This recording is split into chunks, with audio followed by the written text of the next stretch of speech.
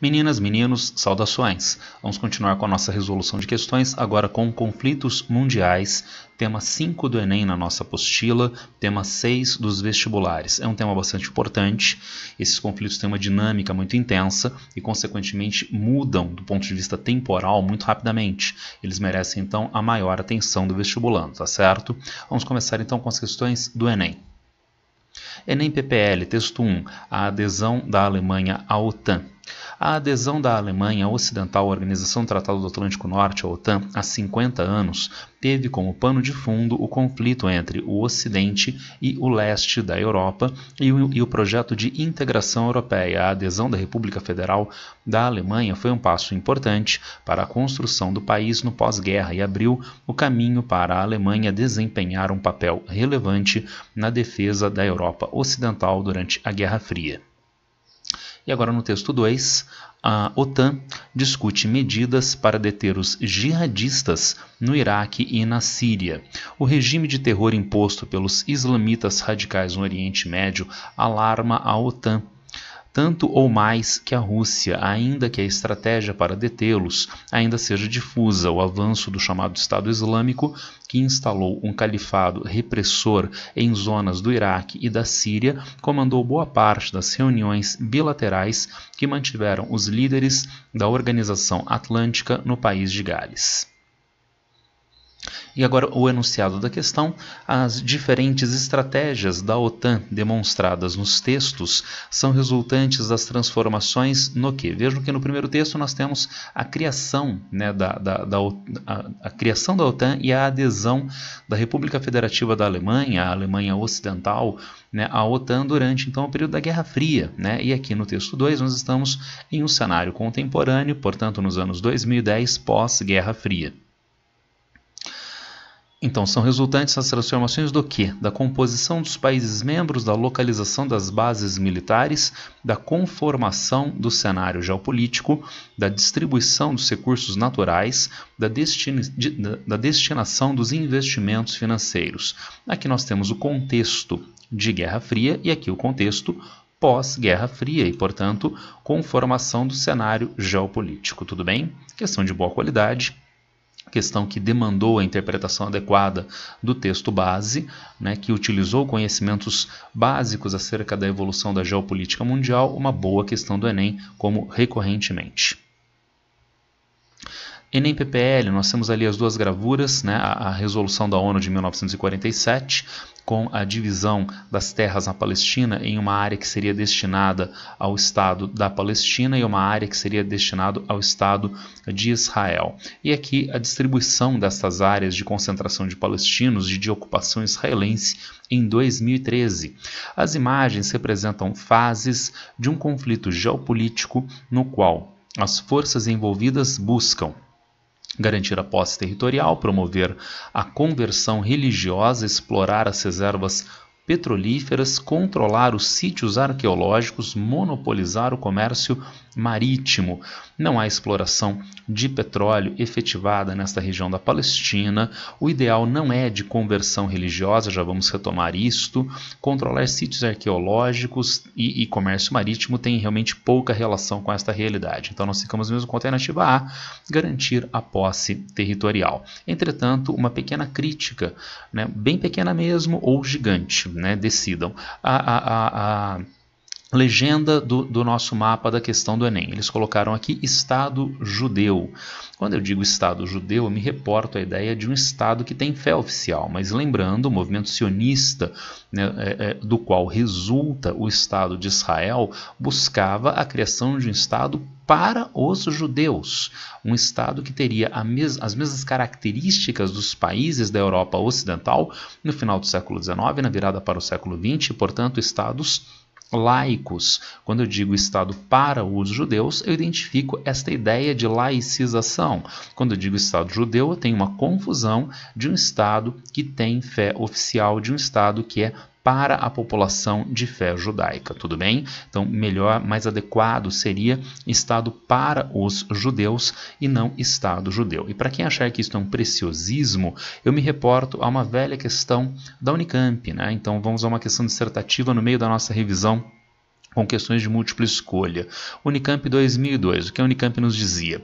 Já foi dito que as religiões, todas elas, sem exceção, nunca serviram para aproximar e congraçar os homens, que, pelo contrário, foram e continuam a ser causa de sofrimentos inenarráveis, de morticínios, de monstruosas violências físicas e espirituais, que constituem um dos mais tenebrosos capítulos da miserável história humana num velho texto, não para a época, num velho texto de José Saramago na Folha de São Paulo. Vejamos, considerando o texto acima, cite 2 conflitos presentes no mundo atual que têm como justificativa questões religiosas. E no item B, que outro importante aspecto pode explicar a natureza desses conflitos?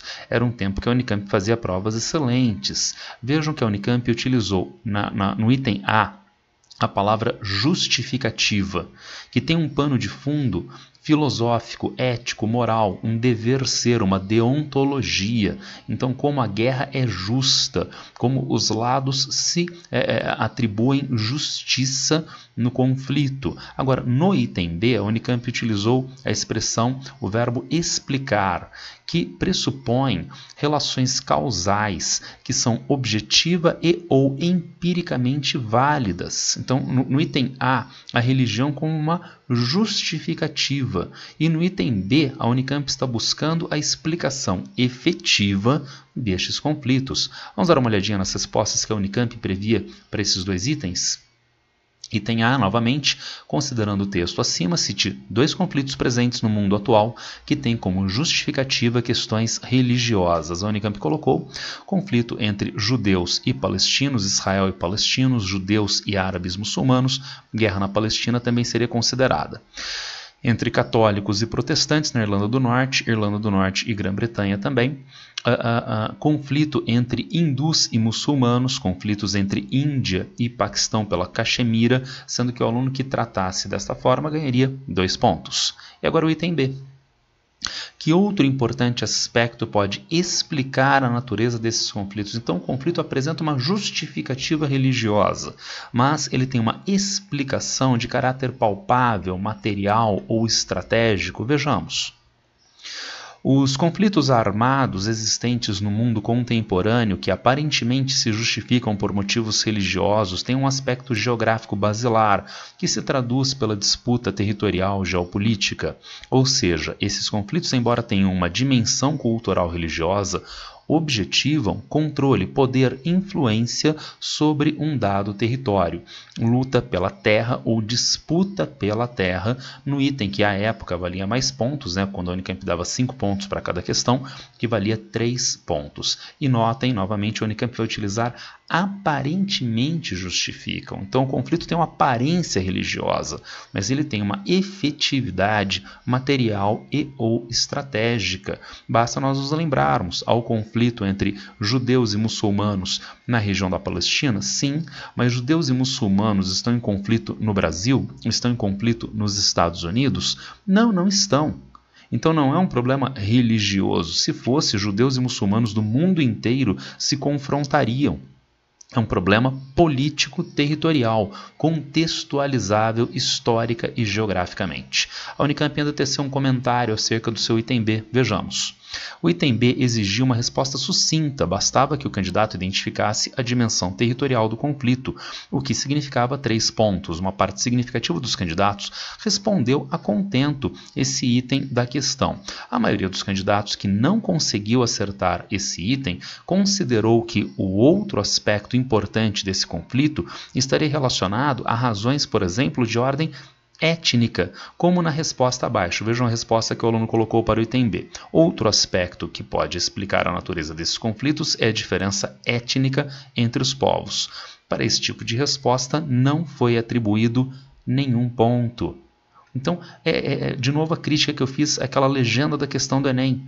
Nós estamos expostos recorrentemente, por exemplo, à interpretação que a imprensa nos traz desses conflitos. Rohingyas em Mianmar, a região da Caxemira, né, a região da Palestina, a região da Irlanda do Norte até os anos 1990, como sendo conflitos religiosos, como sendo conflitos étnicos. Então cria-se uma confusão na ideia de que há um ódio intrínseco a essas populações pela sua formação cultural, quando não.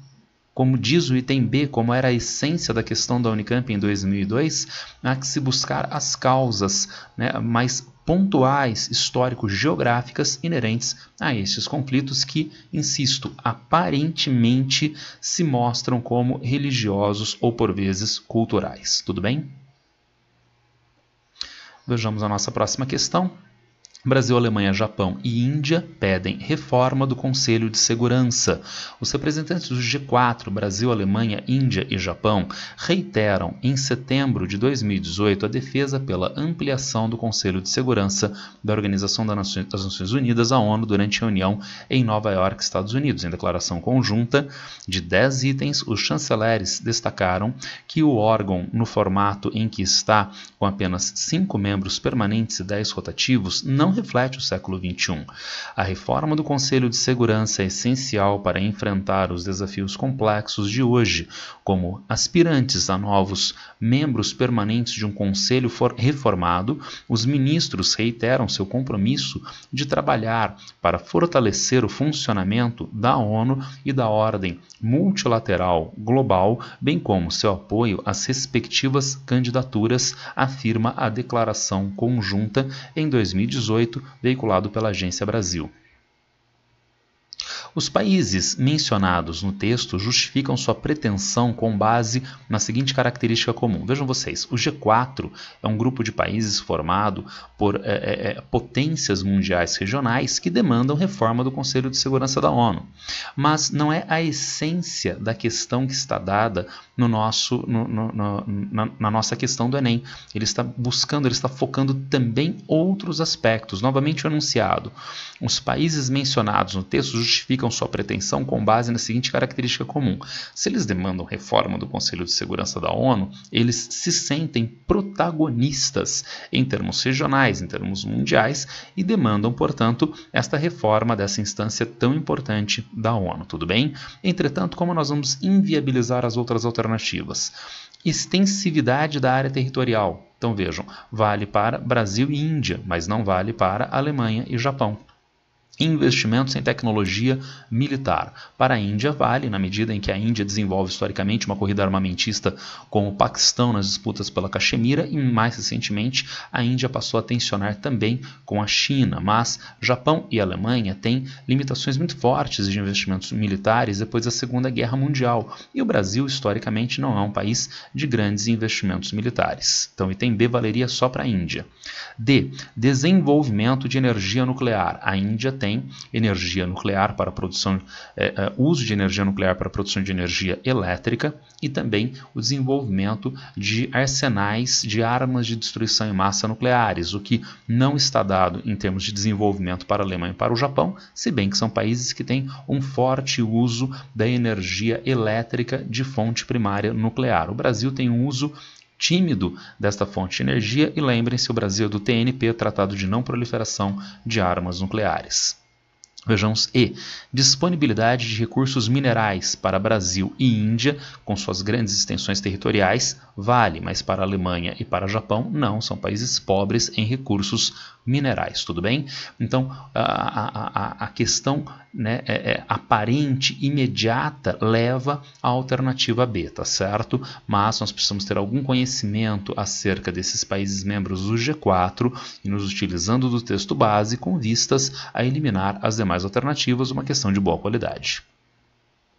O material trouxe poucas questões de conflitos mundiais do Enem, então eu trouxe mais algumas questões do Enem que focam conflitos mundiais, tendo em vista ser um tema importante, um tema complexo, como eu falei no princípio. Vejamos essa questão.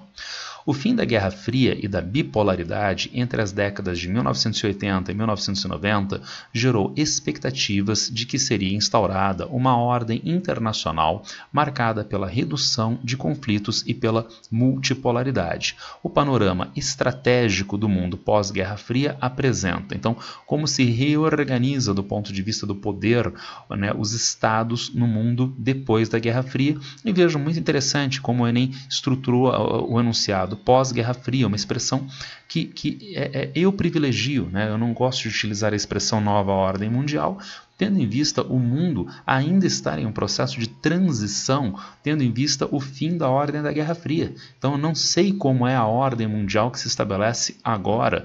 Eu sei que ela é uma ordem em transição e essa transição ainda não foi completada. Vejamos, o panorama estratégico do mundo pós-Guerra Fria apresenta aumento de conflitos internos associados ao nacionalismo, às disputas étnicas, ao extremismo religioso e ao fortalecimento de ameaças como o terrorismo, o tráfico de drogas e o crime organizado. Começando aqui com o final, tráfico de drogas e crime organizado, como já foi de alta intensidade na Colômbia, como ainda é de grande intensidade no México, os cartéis da cocaína na Colômbia, os cartéis polivalentes mexicanos. Terrorismo, como da Al-Qaeda, como do Estado Islâmico, extremismo religioso, conflitos étnicos, nacionalismo, como, por exemplo, no episódio das guerras dos Balcãs com a dissolução da Iugoslávia. Então, sim, a alternativa A me parece bastante interessante. Vejamos o erro das demais. B. O fim da corrida armamentista e a redução dos gastos militares das grandes potências, o que traduziu uma maior estabilidade nos continentes europeu e asiático que tinham sido palco da Guerra Fria. Então, basta para as demais alternativas nós acharmos um aspecto que esteja errado. Como eu disse na alternativa A, não teve Guerra dos Balcãs nos anos 90, dissolução da Iugoslávia, isto foi no continente europeu. E no continente asiático, aí nem se fale, né? Porque o Oriente Médio é Ásia Ocidental. Na Ásia Ocidental, na Ásia Central, nós temos inúmeros focos de conflitos, de tensões no mundo pós-Guerra Fria. Vejamos C. O desengajamento das grandes potências, pois as intervenções militares em regiões assoladas por conflitos passaram a ser realizadas pela Organização das Nações Unidas com maior envolvimento de países emergentes. As Nações Unidas fazem fundamentalmente missões de paz, elas não se envolvem diretamente entre as partes em conflito. Se os países emergentes tiveram um crescimento de participação, é o caso, por exemplo, do Brasil, na MINUSTAH, a missão de paz da ONU no Haiti, mas boa parte dessas missões da ONU são lideradas ainda por países centrais do sistema internacional e a primeira parte do item C é horrível, desengajamento das grandes potências, óbvio que não. Vejamos D. A plena vigência do Tratado de Não Proliferação, que afastou a possibilidade de um conflito nuclear como ameaça global, devido à crescente consciência política internacional acerca desse perigo. Há uma consciência acerca do perigo das armas de destruição em massa nucleares, mas o TNP não conseguiu, por exemplo, segurar a saída da Coreia do Norte e o desenvolvimento de armas de destruição em massa nucleares por este país recentemente. Então, com os episódios da Coreia do Norte, fica mais difícil de nós validarmos a alternativa D. Vejamos E. A condição dos Estados Unidos como única superpotência, mas que se submetem às decisões da Organização das Nações Unidas no que concerne a ações militares. As duas partes são difíceis de validar. Né? Primeiro, os Estados Unidos como única superpotência. Isto era a demanda americana nos anos 1990, no imediato fim da Guerra Fria, mas, segundo Samuel Huntington, isso se mostrou insustentável nos anos 2000, 2010, tendendo a um mundo multipolar. E na segunda parte nós temos o episódio da Guerra do Iraque de 2003. Não houve concordância do Conselho de Segurança da ONU e mesmo assim, sem uma decisão do Conselho de Segurança da ONU, os Estados Unidos foram às armas contra o Iraque na guerra em 2003, invalidando as duas partes da alternativa E. Uma questão de bastante boa qualidade, né? Envolveu conhecimentos diversos acerca da geopolítica mundial para validar a alternativa correta, para invalidar as demais alternativas e para nossa revisão parece bastante adequado também. Em Beirute, no Líbano, quando perguntado sobre onde se encontram os refugiados sírios, a resposta do homem é imediata: em todos os lugares e em nenhum lugar. Em lugar nenhum. Andando ao acaso, não é raro ver sob um prédio ou um canto de calçada, ao abrigo do vento, uma família refugiada em volta de uma refeição frugal posta sobre jornais como se fossem guardanapos. Também se vê de vez em quando uma tenda com a sigla Acnur, o Alto Comissariado das Nações Unidas para Refugiados, erguida em um dos raros terrenos vagos da capital. O cenário descrito para uma crise humanitária, que é explicada pelo processo de, vejam na alternativa E, desterritorialização forçada de populações afetadas por conflitos armados, a guerra civil na Síria e, portanto, a evasão dessas populações sírias, em grande parte para o país vizinho, pobre, o Líbano. Vejamos as demais alternativas. É explicado pelo processo de migração massiva de pessoas atingidas por catástrofe natural. Trata-se de um conflito civil na Síria e não de uma catástrofe natural. Vejamos. B. Hibridização cultural de grupos caracterizados por homogeneidade social. Então, sugere que as condições de renda, que as condições de acesso às instituições, de bens materiais, são as mesmas para os diferentes grupos envolvidos, homogeneidade social, mas eles são híbridos do ponto de vista cultural. Eles têm religiões, idiomas, costumes diferentes. Não, seria tão bem-vindo que isso acontecesse, mas o texto mostra como os refugiados vivem em condições tão precárias no Líbano, tudo bem? Então não há homogeneidade social. Vejamos C. Desmobilização voluntária de militantes cooptados por seitas extremistas. Não tem qualquer relação com o texto base. Vejamos D.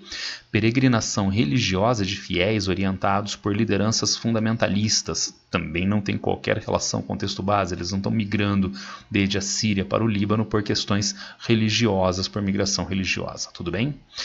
A questão tematiza Líbano, né? E eu deixei ela aqui na nossa revisão para nós nos lembrarmos que este ano houve a colocação do Líbano no cenário político internacional, na imprensa mundial, devido ao episódio da explosão do porto no Líbano, que ainda não foi adequadamente investigado, averiguado pelas autoridades. E através deste episódio nós podemos averiguar as condições tão precárias nas quais o Líbano se encontra na atualidade ou até 2019 e como o Líbano avança para esse ano de 2020 da crise Covid-19 dentro dessas condições sociais bastante precárias, com crise econômica e com potencial tensão entre os grupos étnicos religiosos que estão presentes no território.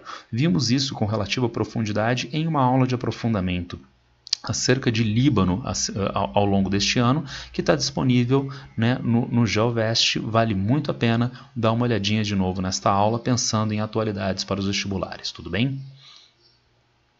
Mais uma questão do Enem, mais uma questão extra do Enem. Em conflitos regionais e na guerra entre nações, tem sido observada a ocorrência de sequestros, execuções sumárias, torturas e outras violações de direitos.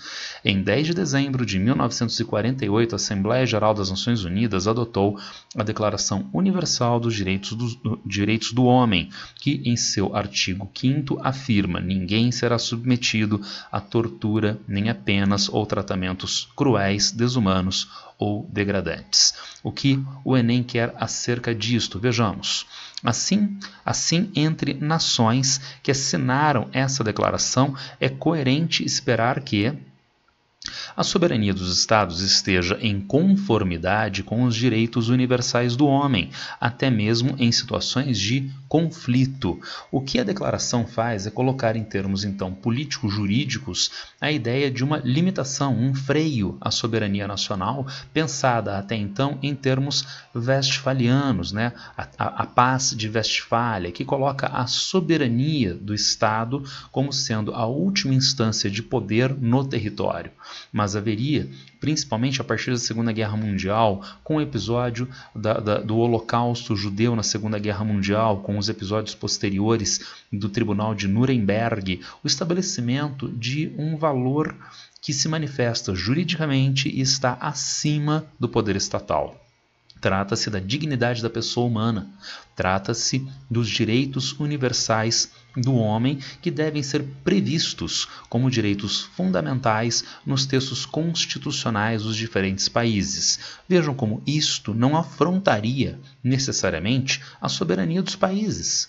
O país é soberano não para afrontar os direitos do cidadão, os direitos humanos. O país é soberano para afirmar estes direitos, como nos diz a alternativa B. Então vejamos as demais. A. A Constituição de cada país deva se sobrepor aos direitos universais do homem apenas enquanto houver conflito. Não. Os direitos universais tornam-se previstos como direitos fundamentais nas diferentes constituições. Não há sobreposição. Vejamos C. A violação dos direitos humanos por uma nação autorize a mesma violação pela nação adversária. Primeiro, é óbvio que não, tá certo? Existe um princípio tácito do direito internacional, da diplomacia, que é da reciprocidade. Então, se um país afronta o outro país em questões de ordem comercial, com barreiras comerciais, é considerado legítimo que o país que foi prejudicado imponha também barreiras comerciais contra o outro, princípio da reciprocidade. Se um país convoca seu embaixador para prestar esclarecimentos, pode-se esperar que o outro país também convoque um embaixador no país que teve essa iniciativa primeiramente, princípio da reciprocidade. Mas, óbvio, ele não vale para a condição de direitos humanos, não é previsto no texto da Assembleia Geral das Nações Unidas, tudo bem? Vejamos D. Sejam estabelecidos limites de tolerância para além dos quais a violação aos direitos humanos seja permitida. Não, jamais seria permitida afronta aos direitos humanos. Vejamos E. A autodefesa nacional legitime a supressão dos direitos universais do homem, a mesma crítica que eu fiz à alternativa D, né? Nada pode suprimir os direitos humanos, tudo bem? Uma questão que tematiza, então, esse aspecto tão importante do mundo atual, que é a questão dos direitos humanos, que devem ser previstos como direitos fundamentais nos diferentes textos constitucionais, tudo bem? Avancemos agora para as questões de vestibulares acerca de conflitos mundiais. Dois eventos marcaram a diplomacia brasileira em relação ao Oriente Médio no início de 2019. Um deles foi o voto contra a resolução da ONU que pedia a desocupação militar das colinas de Golã e sua devolução à Síria. Outro evento foi o anúncio da transferência da embaixada brasileira de Tel Aviv para Jerusalém, mesmo não tendo sido levada adiante até setembro de 2019. A questão é de 2019, né? Então até hoje não foi levada a cabo. Em relação a esses eventos, é correto afirmar que eles representam Item 1. Uma aproximação do Brasil em relação à posição dos Estados Unidos. Vejam, os Estados Unidos são o primeiro grande país do mundo, em termos de importância política, a mobilizar a sua embaixada em Israel de Tel Aviv para Jerusalém. Quando o Brasil diz que vai mobilizar a sua embaixada da mesma forma, ele está acompanhando a posição dos Estados Unidos. Vejamos o item 2. Um potencial distanciamento do Brasil em relação à posição da maioria dos países do Conselho de Segurança da ONU.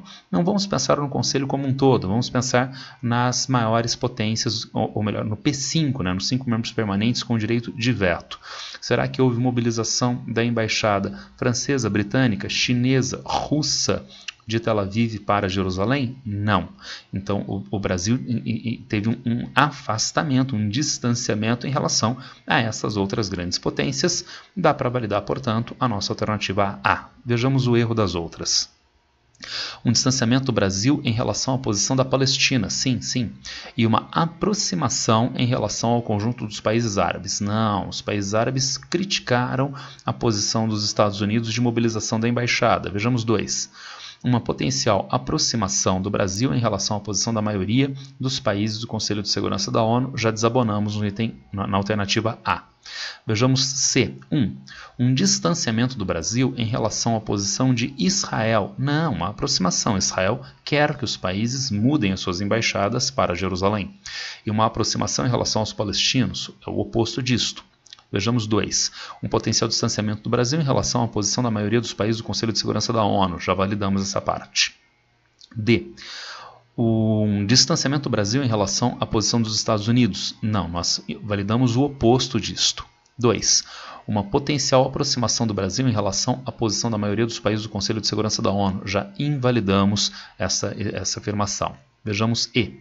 Uma aproximação do Brasil em relação à posição da Síria. A Síria demanda a desocupação militar israelense da região das colinas de Golã, que é uma área de soberania síria. Então não é uma aproximação com a posição síria, muito pelo contrário. 2.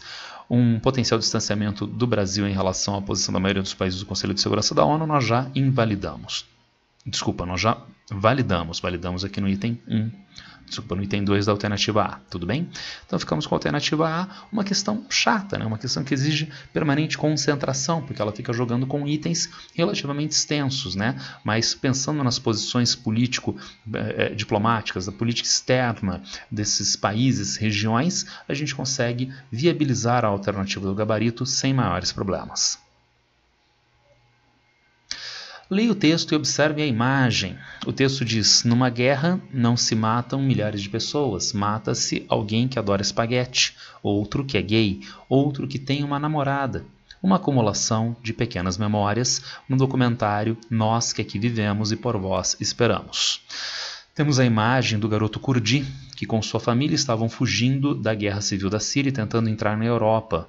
Foram acometidos, sofreram um naufrágio e o garoto Kurdi morreu. Seu corpo foi encontrado nas praias turcas. A partir do texto e da imagem, pode-se afirmar corretamente que é uma questão de interpretação de texto. Os relatos que abordam os conflitos apenas com base nos tratados e armistícios são parciais e limitados. Porque gentes que têm vivências sofrem ou morrem nesses conflitos, o que não é averiguado apenas na leitura de tratados e armistícios. As pessoas, os seus sofrimentos, não são vistos a partir disto. Vejamos as demais alternativas. A. A história das guerras se resume a um teatro de combates travados no fronte por estadistas e militares. Não é isso que o texto base está sugerindo para nós.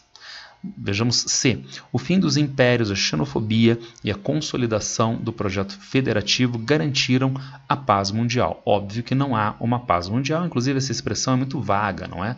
Por exemplo, a ONU diz buscar paz mundial, mas a gente não sabe bem o que é a noção de paz.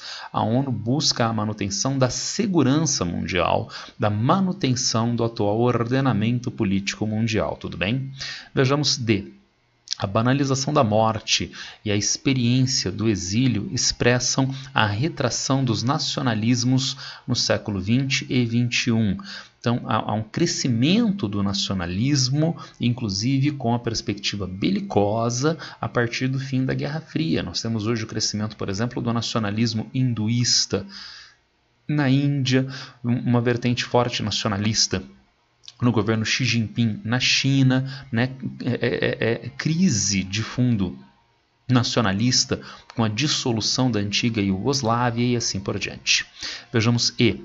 As políticas de inclusão foram capazes de controlar os fluxos migratórios globais. Não, essas populações buscam ingresso em países diversos, fugindo de áreas de conflitos ou desastres naturais de maneira subversiva, distante de normas legais e institucionais, tendo em vista a sua busca pela sobrevivência.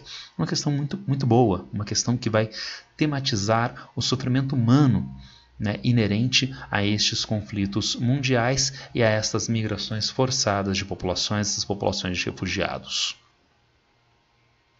Mais uma questão da FUVEST: cada vez mais pessoas fogem da guerra, do terror e da miséria econômica que assolam algumas nações do Oriente Médio e da África. Elas arriscam suas vidas para chegar à Europa. Segundo estimativas da Agência da ONU para Refugiados, até novembro de 2015, mais de 850 mil refugiados e imigrantes haviam chegado por mar à Europa naquele ano. De novo, a questão dos refugiados, vejamos. Sobre a questão dos refugiados, no final de 2015, considere as 3 afirmações seguintes. Quais delas estão corretas? Vejamos. A criação de fronteiras políticas no continente africano, resultantes da partilha colonial, incrementou os conflitos étnicos, corroborando o elevado número de refugiados, como nos casos do Sudão e do Sudão do Sul. Eu não vi graves problemas no item 1. Vamos validar o item 1. Item 2. Além das mortes em conflitos armados, da intensificação da pobreza e da insegurança alimentar, a guerra civil na Síria levou um contingente expressivo de refugiados para a Europa. Não seria interessante o item 2 ter explicitado sobre a guerra civil da Síria, a ação do Estado Islâmico que passou a instaurar um regime de terror em vastas regiões ao norte e nordeste do país? Será que isto desabonaria o item 2, a falta da citação ao Estado Islâmico? Eu tendo a validar o item 2. Vejamos o item 3. A política do apartheid teve grande influência na Nigéria. Apartheid na Nigéria? Não. País de origem do maior número de refugiados do continente africano em decorrência desse movimento separatista. Apartheid, movimento separatista. Trata-se de uma política prevista, portanto, oficial publicamente, de segregação racial vigente na República Sul-Africana entre a década de 1940 e 1980, e não na Nigéria, e não o movimento separatista. E se vocês perceberam que eu fiz um tosco teatrinho, em especial para o item 2, era para comentar com vocês a ideia de homogeneidade, de dificuldade das alternativas e dos itens. Então é muito difícil que em uma questão de um vestibular de boa qualidade como o da FUVEST, nós precisamos de conhecimentos os mais incríveis para validar e invalidar um determinado item e o outro seja tão facilmente invalidado ou validado. Então vejam vocês, o erro do item 3 salta aos olhos. Um vestibulando de preparo escolar razoável, né, vai perceber imediatamente o erro de o apartheid ter sido citado para a Nigéria, de o apartheid ter sido citado como um movimento separatista. Então é possível eu criar condições para invalidação do item 2 só se eu utilizar conhecimentos muito mais aprofundados, uma crítica muito mais grave, eu poderia invalidar o item 2. Haveria então uma heterogeneidade de dificuldade nos itens. Isso não acontece. Então o vestibulando tem que ouvir a música da questão. Então essa questão é uma questão que vai buscar conhecimentos mais superficiais acerca desse tema trabalhado, dos conflitos civis e dos refugiados, tá certo? Fazendo com que os itens 1 e 2 sejam verdadeiros, o item 3 seja falso. Uma questão de muito boa qualidade da FUVEST. Unicamp. Agora eu comecei com questões extras também de vestibulares, tendo em vista o material trazer poucas questões. Vamos ver essa questão da Unicamp. No período da Guerra Fria, os conflitos geopolíticos implicavam riscos nucleares e ataques físicos a infraestruturas como estradas, redes elétricas ou gasodutos. Hoje, além dessas implicações, a cyberguerra ou Guerra Fria digital baseia-se na capacidade integrada de sistemas computacionais espionarem governos antagônicos com o objetivo de manipular informações de todo tipo. Então, a guerra digital, a guerra informacional, a guerra que é travada nos fluxos de informações. Tudo bem? Vejamos o erro das demais alternativas. A. Representa uma possibilidade real de interferência em sistemas informacionais nacionais, mas seu uso efetivo mantém-se apenas como uma ameaça. Não é apenas uma ameaça. Nós já temos inúmeros casos de interferência, inclusive sobre recursos militares de um país sobre o outro, como há denúncias, por exemplo, de interferência através de guerra digital sobre o programa nuclear iraniano. Vejamos C. Envolve o uso de software, malwares.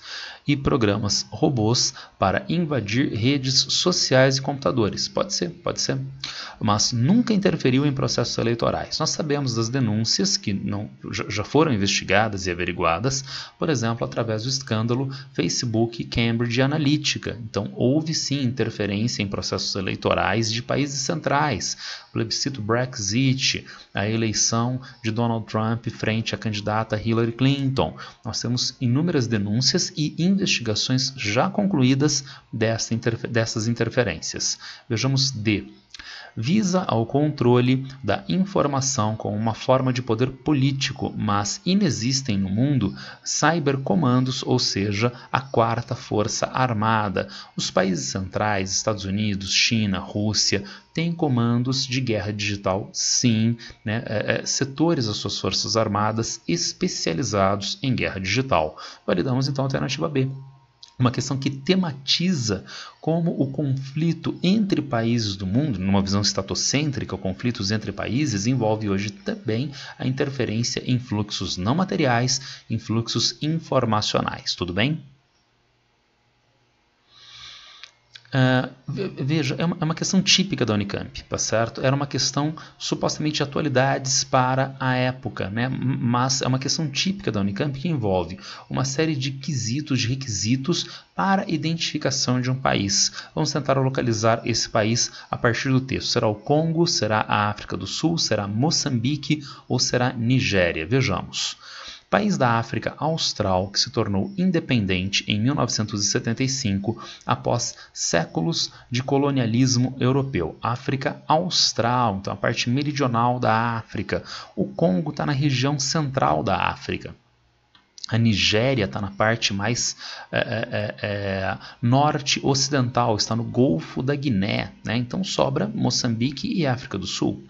No período posterior à independência, a terra passou a ser propriedade do Estado, com predomínio de uso pela população camponesa e com forte participação das mulheres na produção agrícola familiar. Será que nós tivemos algum período de estatização da terra na República Sul-Africana? Não. De 1976 a 1992, vivenciou intensos conflitos produzidos pela Guerra Civil envolvendo dois dos principais grupos armados do país. Então, dadas as características do texto base, a gente só pode ficar com Moçambique. Tudo bem? Extra da Unesp, entre outros desdobramentos provocados pela chamada Primavera Árabe, iniciada no final de 2010, podemos citar a deposição de governos na Líbia e no Egito e o início de violenta guerra civil na Síria, ainda grosso modo inconclusa. E nós temos na Líbia a queda do presidente Muammar Gaddafi e no Egito a queda do presidente Hosni Mubarak. Dá para validar então a alternativa A. Vejamos o erro das demais. B.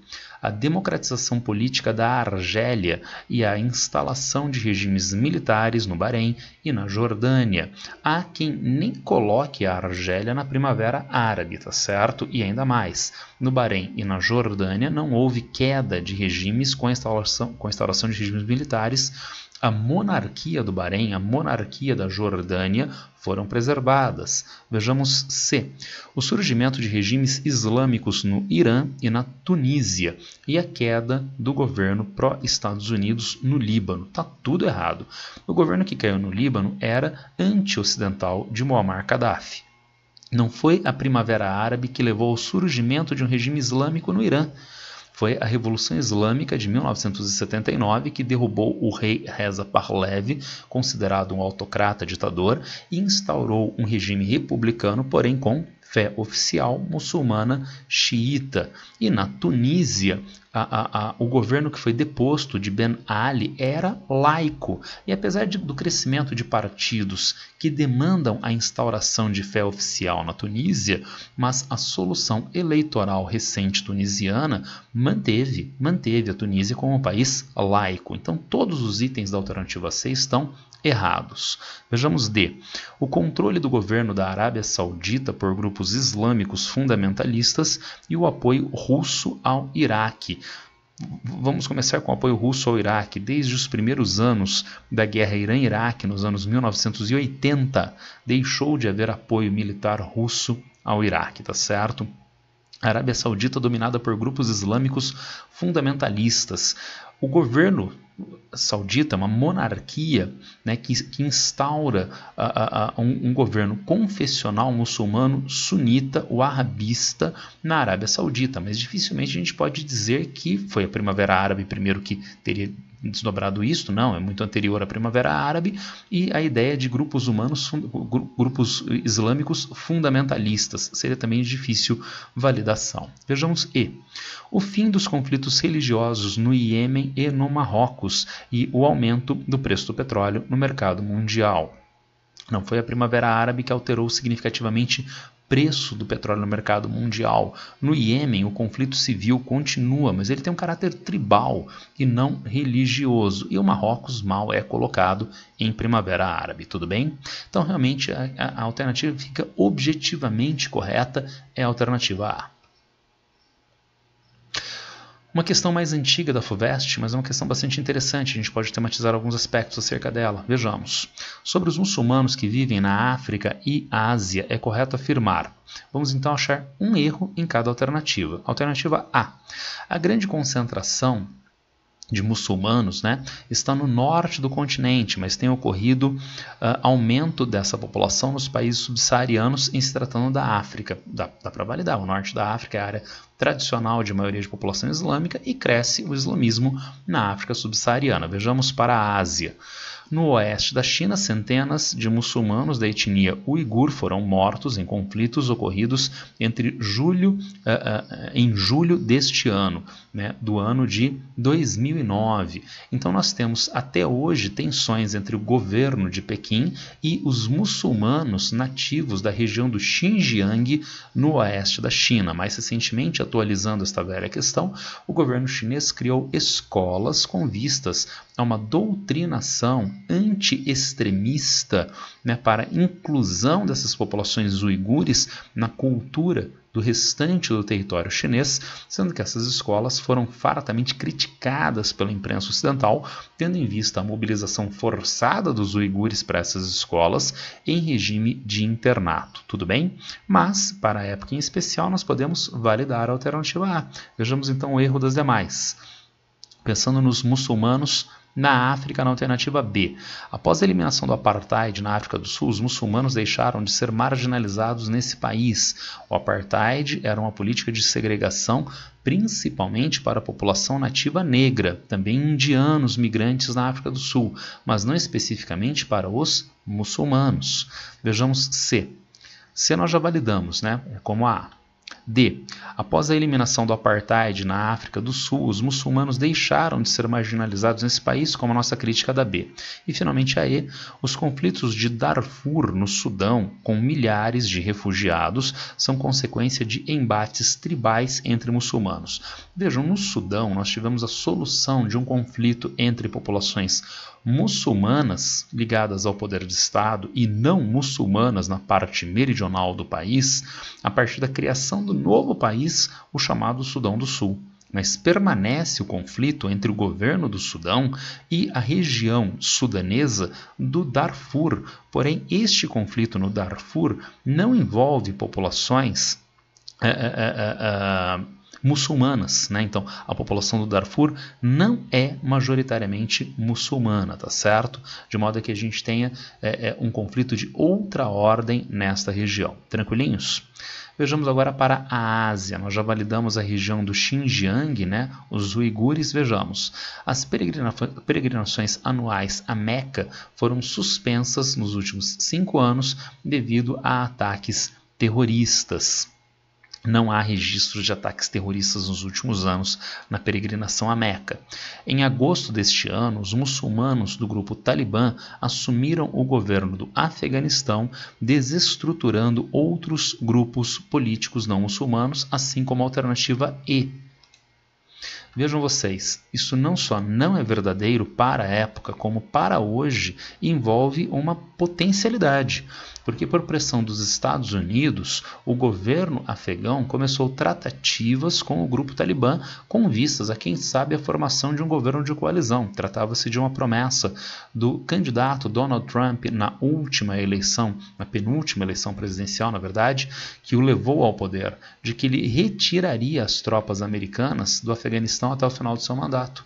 Numa tentativa agora de se validar para as eleições presidenciais na qual ele foi derrotado pelo candidato Joe Biden, o governo americano pressionou o governo afegão para essas tratativas com o grupo Talibã com vistas a uma tentativa de estabilização do Afeganistão para a retirada das tropas americanas. Mas essas tratativas são de muito difícil andamento e até agora o Talibã continua sendo um grupo que não participa da estrutura de poder e atua violentamente contra o governo do Afeganistão.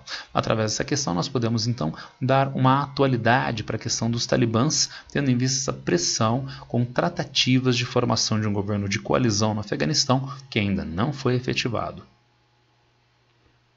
E para finalizar essa questão da FUVEST 2009, que também é extra, tomando por base o mapa anterior, a ponte alternativa que descreve corretamente a situação atual da área questionada. Vejamos o mapa que mostra a região do estado Rabaa, é um mapa histórico, né, para 1884 a 1890, a região da Bechuanalândia, né, assim, as possessões zanzibaritas.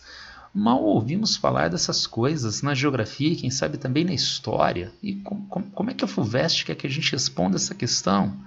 Vamos dar uma olhada na alternativa A. Na província sudanesa de Darfur, em territórios do antigo estado Rabaa, trava-se hoje uma sangrenta guerra civil envolvendo, entre outros, diferentes grupos étnicos e religiosos. Então, qual é a relação do antigo estado Rabaa com os conflitos entre o governo do Sudão e populações no Darfur? Eu não consigo ver esta relação. Mas a FUVEST não está cobrando que haja uma relação.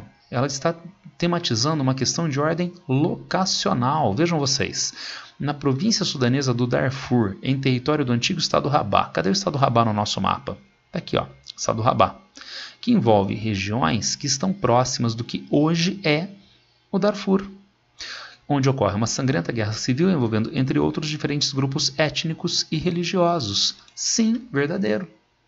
Então é uma questão que tematiza a localização de conflitos na África atual a partir de um mapa histórico, que é só uma fonte de referência locacional para nós. Vejamos então a alternativa B. Nas antigas possessões zanzibaritas, então olha aqui, ó, as possessões zanzibaritas, tá certo? Vem ocorrendo há vários anos violentas disputas entre grupos tribais em torno do controle da produção de petróleo. Não há grandes jazidas exploradas de petróleo nessas regiões. Vejamos. Ao norte dos antigos estados Boeres, né? Aqui, olha, estados Boeres. Região então conhecida como Bechuanalândia, travou-se há poucos anos violenta luta envolvendo grupos étnicos Tutsis e Hutus. Isto foi na África Central, né? O genocídio, né, na África Central, tá certo? Então, não nessas regiões centro-meridionais. Vejamos D. No extremo ocidental do Golfo da Guiné, ao sul da região anteriormente controlada pelos mouros, os conflitos atuais estão relacionados à disputa pelo controle de jazidas de prata ali existentes. O Golfo da Guiné é esta região, onde nós temos a atuação hoje do Boko Haram em áreas de extração de petróleo, como é a Nigéria, país inclusive membro da OPEP. Então, Golfo da Guiné, petróleo e não prata.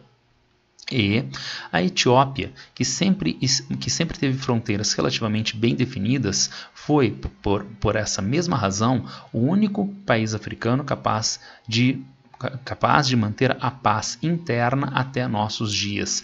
A Etiópia é um país que vive recorrentemente problemas fronteiriços na sua área litorânea, no desmembramento na Eritreia, o novo país constituído pelo seu desmembramento, e é um país que então está envolto em conflitos civis, não tem a estabilidade política territorial que é sugerida na alternativa E, tá certo? Então a questão é interessante, o aluno não poderia se prender à questão histórica, o aluno não deveria fazer relações causais históricas, mas buscar apenas uma referência locacional a partir dessas áreas de conflitos contemporâneos no continente africano. Tudo bem? Era isso que eu queria passar para vocês hoje acerca de conflitos mundiais, através dessas questões do material e questões que eu trouxe a mais para vocês. Se alguém tiver algum problema, alguma dúvida em relação a esse tema, por favor, me acesse nas redes sociais. Tudo bem? Abraço a todos e boa sorte.